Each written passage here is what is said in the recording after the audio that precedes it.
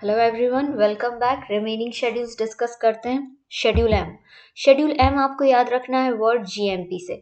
इसमें good manufacturing practice के लिए स्टैंडर्ड्स और प्रोविजंस को कंपाइल किया गया है। आप किसी भी फार्मास्यूटिकल प्रोडक्ट को मैन्युफैक्चर करने के लिए जो फैक्ट्री या मैन्युफैक्चरिंग यूनिट सेटअप करते हैं, उसमें जो प्रेमाइसेस, प्लांट और इक्विपमेंट की रिक्वायरमेंट होती है, उसको एक्सप्लेन किया गया है under schedule M. Okay. Part 1 में प्रेमाइसेस और मटेरियल से रिलेटेड स्टैंडर्ड्स हैं, ठीक है। और पार्ट 1 को फर्दर डिवाइड किया गया है 1A से लेके 1F तक, जैसे हम आगे डिस्कस करेंगे। और पार्ट 2 में रिक्वायरमेंट प्लांट के लिए और इक्विपमेंट के लिए कंपाइल की गई है। प्लांट मीन्स आप जो भी डोजेस फॉर्म बना रहे हैं, उसके लिए कैसा प्लांट आपको सेटअप करना है अपनी फैक्ट्री में, उसके लिए जो रिक्वायरमेंट्स है वो दी गए हैं पार्ट 2 में। ओके।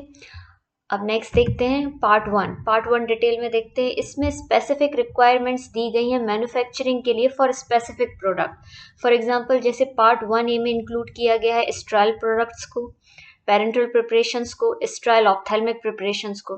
पेरेंटल प्रिपरेशन में इंक्लूडेड है स्मॉल वॉल्यूम इंजेक्टेबल्स, जो छोटे इंजेक्शंस आते हैं, एंड लार्ज वॉल्यूम पेरेंटल्स, जो बॉटल्स आती हैं बड़ी पेरेंटल की। इन सब प्रोडक्ट्स के लिए जो स्टैंडर्ड्स हैं वो दिए गए हैं 1A में। ओके। अगर टैबलेट और कैप्सूल को मैन्युफैक्चर करना है, मीन सॉलिड डोजेस फॉर्म्स बनाने हैं, तो उसके लिए स्टैंडर्ड्स दिए गए हैं पार्ट 1B में। सिरप, एलेक्सर्स, इमल्शन और सस्पेंशन, लिक्विड डोजेस फॉर्म्स के मैन्युफैक्चरिंग के लिए जो स्टैंडर्ड्स हैं वो कंपाइल किए गए हैं पार्ट 1C में। नेक्स्ट, टॉपिकल प्रोडक्ट्स जो हम एक्सटर्नली यूज करते हैं, जैसे कि cream, ointment, lotion, dusting powder और ऐसे मिलते जुलते प्रोडक्ट्स, इनको कंपाइल किया गया है पार्ट 1D में। इनके लिए स्टैंडर्ड्स दिए गए हैं 1D में। और पार्ट 1E में स्टैंडर्ड्स दिए गए हैं मीटर डोज इनहेलर्स के लिए, जो अस्थमैटिक पेशेंट यूज करते हैं, जिनको रेस्पिरेटरी डिसऑर्डर्स होते हैं, तो उनके लिए स्टैंडर्ड्स हैं 1E में। ओके। देन बल्क ड्रग के मैन्युफैक्चरिंग के लिए जो एक्टिव फार्मास्यूटिकल इंग्रेडिएंट होता है, जो किसी भी फार्मास्यूटिकल प्रोडक्ट को बनाने के लिए यूज होता है, उसके मैन्युफैक्चरिंग के लिए जो यूनिट सेटअप करनी पड़ती है और उसके प्रेमाइसेस, प्लांट और मटेरियल की डिटेल को कंपाइल किया गया है पार्ट 1F में। ओके। तो यहाँ हमने देखे सारे पार्ट्स शेड्यूल एम के। अब हम डिटेल में कुछ रिक्वायरमेंट्स देखते हैं जो शेड्यूल एम में दी गई हैं और जिनको फुलफिल करना पड़ता है किसी भी मैन्युफैक्चरिंग यूनिट को। तो जर्नल रिक्वायरमेंट है, जैसे कि आपकी फैक्ट्री के लोकेशन और सराउंडिंग को लेके। सो location and surrounding should be free from open sewage, वहाँ पे ओपन सीवेज नहीं होना चाहिए। पब्लिक लेवेटरी नहीं होना चाहिए, मीन्स पब्लिक टॉयलेट ना हो। देन डस्ट, स्मोक और एक्सेसिव सूट, कोई काला धुआं एक्सेसिव अमाउंट में आपकी फैक्ट्री से तो नहीं निकल रहा। देन एबनॉक्शियस ऑडर, कोई पॉइजनस स्मेल तो नहीं आ रही है, या फिर कोई केमिकल और बायोलॉजिकल इमिशन तो नहीं हो रहा है आपकी फैक्ट्री से। तो इस हिसाब से आपको अपने लोकेशन और सराउंडिंग को मेंटेन करना पड़ता है। ये एक जर्नल रिक्वायरमेंट है, ठीक है। Next, building and premises. Building और प्रेमाइसेस का जो डिजाइन है वो सूटेबल होना चाहिए according to your manufacturing unit, ठीक है। And you have to maintain hygiene, और बिल्डिंग और प्रेमाइसेस में आपको हाइजीन भी मेंटेन करके रखनी पड़ती है। Then next, water system. Factory में जो वाटर सिस्टम है वो प्रॉपरली वैलिडेटेड होना चाहिए, and it should B free from microbial growth. वहां पे आपको ये चेक करके रखना है कि उसमें कोई माइक्रोबियल ग्रोथ ना हो। Then next, disposal of waste. आपकी फैक्ट्री से जो वेस्ट निकल रहा है उसको आपको गाइडलाइंस के अकॉर्डिंग डिस्पोज करना पड़ता है, और वो गाइडलाइंस कौन देता है? Environment pollution control board. जो एनवायरमेंट पॉल्यूशन कंट्रोल बोर्ड होता है वो जिस हिसाब से गाइडलाइंस देता है, उसके हिसाब से आपको अपनी फैक्ट्री का जो वेस्ट है वो डिस्पोज करना पड़ता है। ओके। तो ये कुछ हुई शेड्यूल एम की जर्नल रिक्वायरमेंट्स। अब हम कुछ मेन रिक्वायरमेंट्स को देखते हैं। First is warehousing area. Warehousing area को ऐसे डिज़ाइन करना पड़ता है कि उसमें सफिशिएंट और ऑर्डरली आप हर कैटेगरी के मटेरियल को और प्रोडक्ट को अच्छे से अलग अलग स्टोर कर सको। Okay. Then next, production area.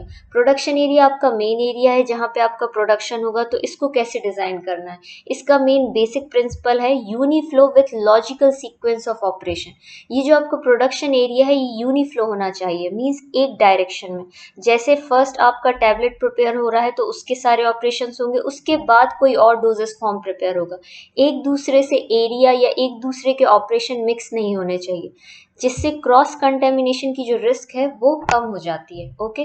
तो जो आपका प्रोडक्शन एरिया है वो कैसा होना चाहिए? It should be uniflow with logical sequence of operation.